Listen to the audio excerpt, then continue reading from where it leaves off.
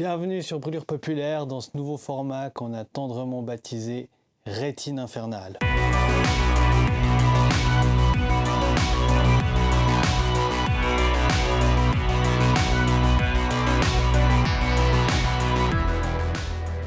Alors on va y parler cinéma forcément, et on va essayer de faire ça régulièrement, ou du moins aussi régulièrement qu'on peut. Au menu de chaque épisode, il devrait y avoir 3 sections à chaque fois. Une section qui s'appelle Pellicule encore chaude, où je vais causer d'un film que je viens de voir, qui est encore fumant, Pépite occulte, où on essaiera d'exhumer des curiosités cultes et oubliées, ou alors ce sera juste pour parler d'un film que j'adore. Et enfin, le cramage de rétine, ce sera un segment où je vais revenir sur un plan ou une séquence de films qui m'ont marqué l'œil à vif. Pour bien lancer ce premier tir, on va parler de Conan de Bertrand Mandico qui vient tout juste de sortir dans un superbe coffret chez Potemkin. Et voilà, on revient sur le contenu du coffret un tout petit peu plus tard. Alors je suis ravi d'avoir enfin pu le découvrir parce qu'il a beaucoup tourné en festival mais j'avais pas réussi à le choper celui-là jusqu'ici. Et du coup c'est chose faite avec le DVD, ça faisait un petit moment que je l'attendais. Alors Conan, c'est donc avec 2 N, et c'est bien cette bonne vieille histoire de barbare, mais ici elle est conjuguée au féminin.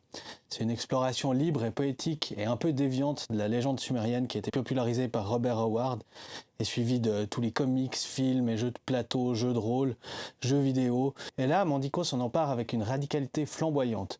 C'est du féminin barbare saupoudré de relents de Fassbinder et de fantasmes féliniens. Alors vous l'avez compris, on est assez loin du film de John Milius avec Arnold, et c'est très bien, enfin c'est pas que j'apprécie pas ce dernier, bien au contraire c'est un chef-d'œuvre pour moi, et je m'achète encore des t-shirts Conan à l'effigie du film, je couds des pages Chrome sur mes vestes, enfin bref.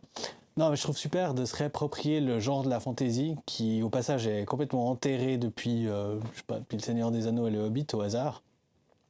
Se le réapproprier donc de manière expérimentale pour proposer quelque chose de radicalement différent. Est-ce que ce serait pas là un bout de la clé pour essayer d'intéresser le public à d'autres propositions? Je veux dire de prendre un thème ou une œuvre iconique de la pop culture et d'utiliser ça comme point d'accroche pour proposer quelque chose d'autre. Mais alors du coup ça dit quoi? Bon déjà, le récit il suit plusieurs incarnations, 6 de Conan, à travers le Moyen-Âge, New York et une sorte de futur complètement halluciné. Et à chaque vie, elle se fait tuer par sa version future. Et c'est dans ce cycle sanglant qu'elle va croiser l'amour, la guerre et traverser des abîmes infernaux, jusqu'à atteindre le statut de boss ultime, la reine des barbares. Chaque Conan, elle est interprétée donc par une actrice différente, à un âge différent, et elles sont toutes superbes, elles apportent toutes quelque chose de plus au personnage. Et moi d'habitude, je suis pas du tout fan des trucs où c'est plusieurs personnes qui interprètent un même personnage. Genre le truc sur Bob Dylan, là, j'avais trouvé un petit peu diffus, je savais pas trop comment me repérer là-dedans. Mais bon, j'aime bien dans Plan 9 de savoir que c'est pas le même acteur qui joue à la fin, mais c'est pas vraiment fait exprès, alors ça compte pas. Enfin ouais, mais donc Conan c'est hyper bien parce qu'elle la présente toute d'une manière complètement différente. Et je sais pas comment dire, mais ça reste cohérent dans cette espèce de tout qui est certes un peu chaotique, vous le comprendrez en voyant le film, mais je trouve que ça reste très cohérent et que ça passe super bien. Alors Bertrand Mandico, si vous connaissez pas son ciné, eh ben, l'une de ses marques de fabrique c'est de tourner en pellicule. 35 mm ici en l'occurrence. Il faut savoir qu'il fait pas du tout de post-prod sur ses images. Il n'y a pas du tout d'effet numérique donc. Et il fait des trucs assez barrés parce qu'il fait des projections sur ses décors, ça rajoute des textures, il abuse de l'éclairage. Enfin, ça donne au film une texture un peu artisanale, magique et un peu hypnotique, mais plus que tout, complètement organique. Et c'est assez marrant parce qu'au niveau du son, eh ben c'est l'inverse. Il post-synchronise tout. Même si c'est plutôt bien fait, ça donne un rendu un petit peu off à l'audio. Mais couplé avec ces images justement hyper organiques, eh ben le rendu est assez ouf. Alors le fameux coffret Potemkin dont je parlais au début est bien généreux dans l'univers étendu du film parce qu'il y a notamment une fausse émission complètement barrée avec des protagonistes du film, il y a qui interviewe une marionnette de Mandico, il y a aussi Paco Thielmont, si vous ne le connaissez pas, allez regarder ce qu'il fait sur YouTube, c'est super. Et on trouve aussi un faux documentaire sur une adaptation de Conan au théâtre qui ne fut jamais joué. Ça devait être joué pendant le Covid, mais ça s'est jamais fait. Et il y a plein de trucs bien sympathiques pour divaguer un petit peu dans l'univers de Mandico, notamment sur ses processus créatifs. C'est hyper intéressant et c'est vraiment un chouette coffret. Et si vous découvrez donc le cinéma de Mandico, et ben rattrapez aussi ses 2 précédents films, After Blue Paradisal et Les Garçons Sauvages, parce que c'est des sacrés tripes aussi, vraiment je vous le recommande.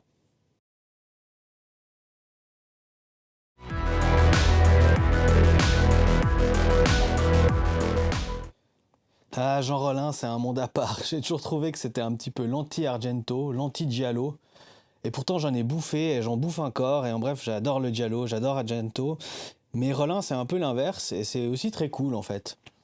C'est une sorte de cinéma de gare, mais filmé un peu à la manière d'une rêverie, un peu funèbre comme ça. C'est hyper bien. Les dialogues sont presque toujours lunaires, le sang est trop rouge, la musique est rarement bien mais reste toujours dans ma tête. C'est une sorte de musique d'enterrement au synthé constamment. C'est assez particulier, faut s'y faire mais ouais, ça reste dans la tête. C'est un peu une sorte de poète du lo-fi gothique à la française, en d'autres termes, Jean Rollin. La mort vivante, eh ben, c'est peut-être à la fois son film le plus morbide et le plus doux aussi. Et moi, c'est assurément mon préféré. C'est bien pour ça que je l'ai choisi d'ailleurs. Alors bon, c'est l'histoire de deux types qui réveillent une morte dans un vieux château. Elle se réveille, elle revient, elle est complètement blême, elle comprend rien, mais elle a la dalle, elle n'a pas la dalle de soupe. Et sa meilleure pote donc de la recueillir pour lui apporter la bonne pitance et proies diverses. Enfin voilà, il n'y a rien de foufou dans l'absolu, surtout que depuis 1982, on en a peut-être pas mal tourné autour du pot pour ce genre de script, mais voilà. Le film est lent, est parfois presque figé, c'est trop lent, c'est un peu ennuyeux, ça baigne dans cette espèce d'ennui un peu spectral comme ça. Et pourtant, il se passe vraiment quelque chose, il y a une sorte de mélancolie un peu trouble, un peu funèbre, il y a un peu d'érotisme, mais c'est pas frontal, c'est un petit peu mou, comme la violence d'ailleurs, qui est assez molle. Mais l'ambiance, elle t'agrippe, elle t'attrape et ça fait pas de sentiment. Il y a cette scène d'ouverture dans la cave où elle sort du cercueil, c'est complètement rincé, tout est cheap, mais je trouve ça complètement glaçant. Et pas à cause du réalisme, hein, parce qu'on est à des kilomètres de ça, mais à cause du malaise que ce côté claqué instaure à chaque plan. Et ça, c'est probablement parce que c'est trop lent, trop calme, et bien trop étrange. Et à 2000 km des codes de ce genre de trucs, justement, dont je parlais au début, comme Argento et comme le Giallo. Enfin voilà, moi ça me parle beaucoup. Ça me réveille un truc, une sorte de goût prononcé pour ces rituels à deux balles qu'il aime bien mettre en scène. Il y a un côté rêve un peu moisi, un peu pourri, dont on se rappelle pas très bien, mais qui laisse une bizarre impression. Enfin voilà, La Morte Vivante, c'est peut-être pas pour tout le monde, mais moi j'aime énormément ce film. J'ai beaucoup de tendresse pour le travail de Jean Rollin d'ailleurs. Son cinéma d'épouvante à La Morte Vivante, j'aime beaucoup. Il y a aussi Les Raisins de la Mort, qui est un super film. Donc voilà, c'est aussi un cinéaste à découvrir. Il y a plein de trucs assez sympas. Comme je disais avant, tout est plus ou moins de ce style-là. C'est tout très rincé et très claqué. Mais ça a son petit charme et puis ça mérite d'être découvert. Pour ce cramage de rétine, j'ai choisi un plan, ou plutôt une séquence tirée d'un film que j'adore, qui fait partie de mon top 5 ultime de tous mes films. C'est Le Narcisse Noir de Powell et Pressburger. C'est un film qui date de 1957. Et déjà, on va tout de suite mettre les choses au clair. Un truc qu'il faut garder en tête quand vous verrez le film, si vous ne l'avez pas déjà vu, c'est que tout le film est tourné en studio. Absolument tout. Les montagnes, le vent, les précipices, tout est complètement reconstitué. Et pourtant, c'est à tomber à la renverse tellement ça claque.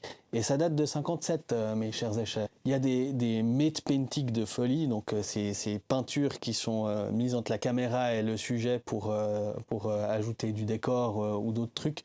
Il y en a beaucoup dans Star Wars, par exemple, aussi. Mais ici, c'est des montagnes himalayennes, c'est incroyable. C'est rempli d'éclairage baroque et il y a une ambiance complètement mystique et ça souffre pas du tout du fait que c'est tourné en studio. Enfin bref, ce film il est blindé de plans hallucinants, j'en ai choisi un mais j'aurais pu tous les choisir en fait. Enfin, celui que j'ai choisi, il est quand même encore un petit peu mieux que les autres. Voilà, donc ça se situe vers la fin du film, c'est pas un spoiler, hein, mais vers la fin du film, le personnage de Sir Ruth sort du monastère et elle a un regard complètement halluciné, le visage livide. Et elle est là, elle ouvre la porte, elle est belle à en crever, littéralement. Et à mesure qu'elle traverse le seuil, son teint devient encore plus blafard, comme si elle se vidait d'elle-même. Et la pièce derrière elle, elle est baignée dans le rouge. Et c'est juste de la balle, ce plan. Et puis en plus, le plan, c'est pour ça que je dis j'ai choisi une séquence, parce que ça enchaîne avec une caméra en contre-perspective qui est d'abord fixe, et puis qui avance doucement quand elle entre dans le cadre. Enfin voilà.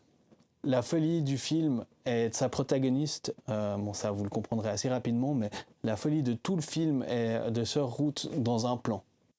Et c'est assez génial parce que cette séquence, elle a la tension d'un vrai film d'épouvante, mais en fait, c'en est pas du tout un. Elle vient juste sublimer un film qu'il était déjà, mais là, elle le rend carrément hanté. Et en parlant du film, je me dis, en fait, ouais, je devrais en faire une vidéo entière. Ce film me renverse à chaque fois et il y a tellement de trucs à en dire. Et... ouais, je vais faire ça, tiens. Voilà pour cette première de Rétine Infernale. Si vous avez les yeux qui piquent un peu, c'est normal, ça fait court, c'est que vous avez probablement regardé un peu trop fixement et un peu trop longtemps. En tout cas, merci d'avoir laissé votre rétine se faire griller en douceur avec moi. J'espère que le ride était cool. Et on se retrouve dans quelques temps, quand l'actualité baveuse des VHS oubliés et les visions maudites se représenteront à la porte. En attendant, n'oubliez pas, regardez dans l'ombre, il y a toujours quelque chose qui se passe, il y a toujours quelque chose qui remue. J'ai aucune idée de pourquoi j'ai sorti ça. À bientôt.